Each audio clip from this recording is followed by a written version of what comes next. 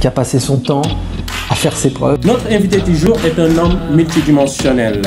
C'est inimaginable aujourd'hui. Je vous présente Christine Kamchouan.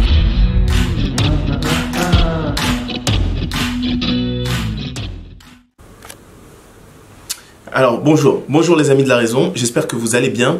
Aujourd'hui on va parler de quelque chose que certains d'entre vous connaissent déjà. En tout cas on a reçu des emails concernant le syndrome de l'imposteur. Alors moi je savais pas exactement ce que c'était, peut-être parce que je suis pas un imposteur. Alors donc en tout cas pas mal d'entre vous m'ont parlé de ce syndrome suite à une vidéo qu'on avait déjà faite sur le marketing. Et c'est vrai qu'en fait le marketing c'est déjà le signe d'une imposture. C'est vraiment difficile finalement de tirer son épingle du jeu quand vous avez face à vous des gens qui savent mieux marketer des connaissances qu'ils n'ont pas, qu'ils ou elles bien sûr n'ont pas. Alors je vais mettre ces imposteurs face à eux-mêmes, mais je vais aussi les mettre face à des gens finalement qui sont en manque de confiance. Et vous savez en fait en ce qui me concerne, quand j'ai dû monter mes sociétés, j'ai dû m'associer. Et en plus d'une dizaine d'années de carrière en tant que quant, où finalement j'ai dû gérer ma carrière par moi-même. J'ai fait des articles, vous pouvez rechercher sur le net, des articles de maths et de finance que j'ai fait en fait tout seul. C'est des recherches, j'allais dire entre guillemets personnelles.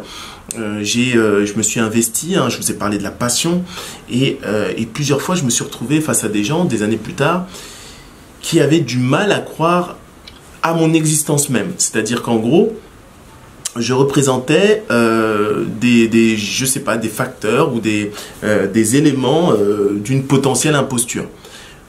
J'ai même eu droit récemment à tu fais tellement de choses, quelqu'un qui fait autant de choses ne peut pas être bon, doit être bon nulle part finalement.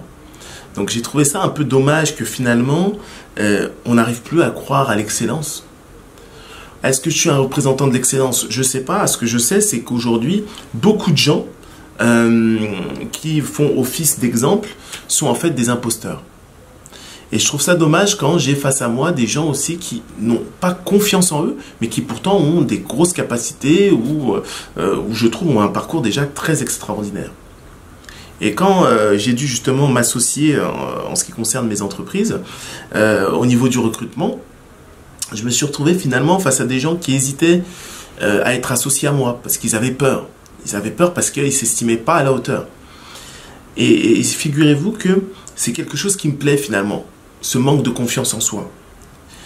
C'est quelque chose qui peut finalement vous booster à rechercher finalement la perfection, à être irréprochable, à être sûr de vous même pour des choses qui peuvent paraître simples, à douter même, envoyer un email, vous doutez avant d'envoyer un email.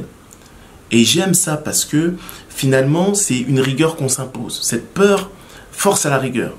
Vous savez, mes premiers livres, mes premiers articles, même mes premières émissions télé ou mes premières interventions en public, j'ai eu cette peur. Je ne vous cache pas, elle a duré des microsecondes. Parce que je me disais quand même que je ne suis pas parfait et j'en ai conscience. Mais je savais que c'était en forgeant qu'on devient forgeant. Et je savais que c'était en écrivant qu'on devenait écrivain. Et c'est quelque chose que j'ai toujours eu en moi, c'est-à-dire que je savais que je serais écrivain très très tôt. Et je me souviens, mon premier livre, je n'en dormais pas de la nuit, des allers-retours avec mon éditeur, que ça soit sur le style, sur les fautes, et même un moment, même sur la narration, ou même, c'était vraiment très dur parce que on n'est jamais sûr de soi. La première fois que vous vous jetez à l'eau, vous demandez, mais est-ce que je sais vraiment nager? Est-ce que je vais y arriver? Même si en théorie, vous vous dites, finalement, ça va le faire. Et donc j'aimerais finalement, vous qui doutiez, c'est beau de douter en fait. Moi je doute. Chaque fois que j'ai écrit un article, il faut vous dire que je me suis remis en cause, mais plus d'une centaine de fois. Des fois un article, c'est plus d'1 an, 2 ans, 3 ans de travail. 3 ans de travail à vous remettre en question. Vous allez écrire quelque chose qui va être lu, relu. Si vous écrivez des choses qui sont fausses, ça va vous revenir comme un boomerang. Et c'est vrai que je suis fier de ce passé qui est plutôt derrière moi, mais je sais que chaque article que j'écris, non seulement il vient de ma recherche entre guillemets personnelle, mais c'est des choses que j'ai vérifiées et revérifiées. Une anecdote que je vais vous dire qui va peut-être vous choquer, mais mon premier article de finance, ça s'appelle l'Uncertain Correlation Model. C'est mon boss qui m'avait invité à publier cet article. Et dans cet article, j'utilise une méthodologie assez simple qui consiste à matcher des moments. Bon, excusez-moi, c'est un peu mathématique, hein. D'ailleurs, dédicace à ma chaîne TikTok, dédicace au livre à paraître, mais je devais matcher des moments. Et c'est des choses assez simples, entre guillemets. Et vous pouvez avoir des moments d'ordre 1, 2, 3, 4, 5, etc.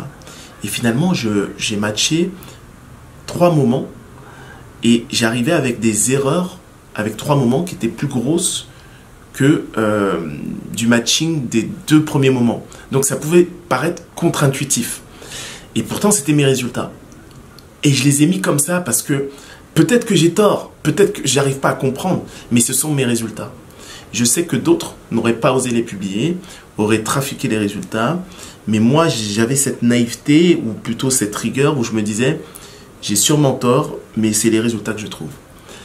Et je sais que mon boss m'a vraiment pris à partie en ce qui concerne cette erreur, et c'est peut-être 5 ans plus tard où j'ai appris que, ben oui, c'est pas une petite erreur, mais c'est une erreur qu'on retrouve.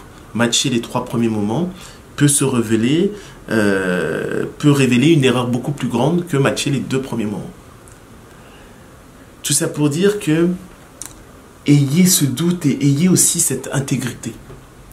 Et pourquoi je veux vous mettre face aux imposteurs, hein, c'est parce que ces imposteurs, à un moment, ben, c'est révélateur d'une certaine défaillance. Et le manque de confiance en soi, il est dans leur marketing. C'est-à-dire que plus une personne tente de vous impressionner, que ce soit avec des mots, avec une cravate, avec un costume, en fait, il essaie de détourner votre attention.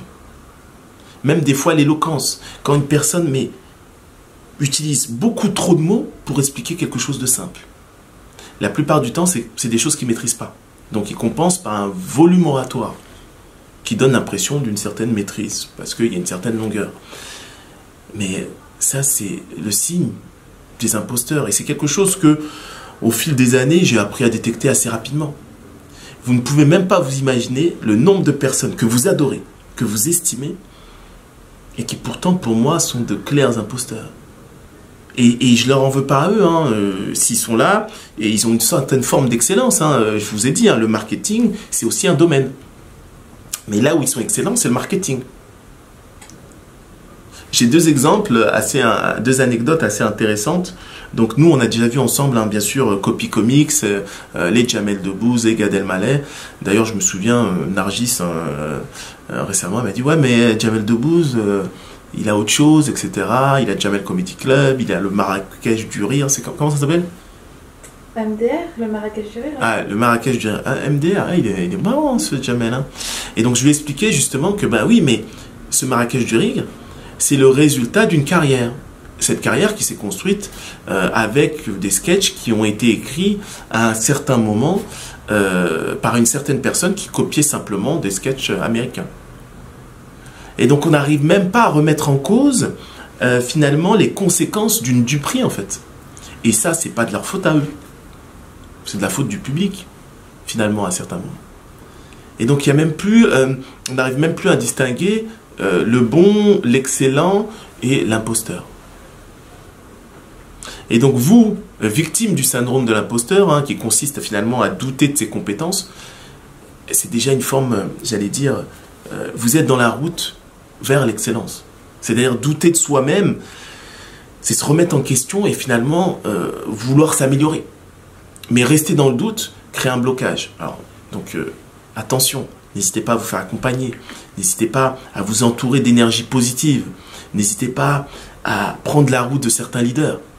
Alors prendre la route de certains leaders, ça ne veut pas dire les copier, ça veut juste dire essayer de comprendre leur process. C'est-à-dire comment ils font pour finalement ne pas avoir peur, comment ils font pour être toujours prêts et apprendre d'eux. Finalement, en étant à leur côté, vous accompagnez leur réussite. Et ça aussi, c'est une forme de richesse. C'est ce que je dis aussi à tous mes alternants ou à tous les gens avec qui je travaille. On apprend les uns des autres, on grandit ensemble. Et ce que je voulais dire, un autre exemple qui est clair dans ma tête, j'ai revu très récemment une fille où nous étions à la fac ensemble. Déjà à la fac, on va dire que j'étais un peu spécial, pas populaire. J'étais pas populaire pour mes résultats, j'étais populaire parce que je faisais du sport, parce que on va dire que j'étais un peu grand, athlétique, etc. Peu importe. Et c'est comme ça que cette jeune demoiselle m'a connu. Et 10-15 ans plus tard, on se croise au supermarché. Elle me reconnaît, elle me dit j'aime bien ce que tu fais, etc. Et là, elle me dit écoute, j'ai un service à te demander. J'ai vu que tu connais on va l'appeler Guillaume. J'ai vu que tu connais Guillaume. Alors Guillaume, c'est une star mondiale de l'imposture. En fait, c'est une star mondiale en fait du développement personnel, disons-le. Et c'est pas un imposteur de fou. C'est un imposteur gentil, je dirais. C'est qu'il s'est laissé entraîner. Il est devenu plus performant au niveau marketing que dans le domaine qu'il dit maîtriser. Et elle me dit, écoute, mon copain, il aurait été ravi si tu pouvais, par exemple, rencontrer Guillaume. Il aurait été ravi de rencontrer Guillaume. Et donc, après 10 ans, alors qu'elle m'a suivi sur les réseaux sociaux, etc., la seule chose qu'elle trouvait à dire en étant en face de moi, c'est de vouloir rencontrer Guillaume. Alors que ce Guillaume, la seule chose qu'il veut, c'est pouvoir, un moment, être dans ma roue. Il aimerait savoir si je suis un imposteur ou pas. Et ce qui l'étonne, Guillaume, c'est que plus on se connaît, et moins il a la sensation que je sois un imposteur. Et ça le fait peur. Ça le fait peur parce qu'il prétend être quelque chose qu'il n'est pas et que d'autres sont. Alors je vous invite à aider finalement ceux qui sont victimes de ce syndrome de l'imposteur, à leur donner confiance et finalement à les aider, à continuer dans ce chemin vers l'excellence, à ne pas douter d'eux. Et de l'autre côté, en ce qui concerne les imposteurs, bien à vous. Et puis n'hésitez pas un moment à vous... comment dire, c'est pas à vous excuser, mais à finalement peut-être redonner la lumière que vous avez volée à des gens qui la méritent. Entre-temps, prenez soin de votre conscience et on dit à bientôt.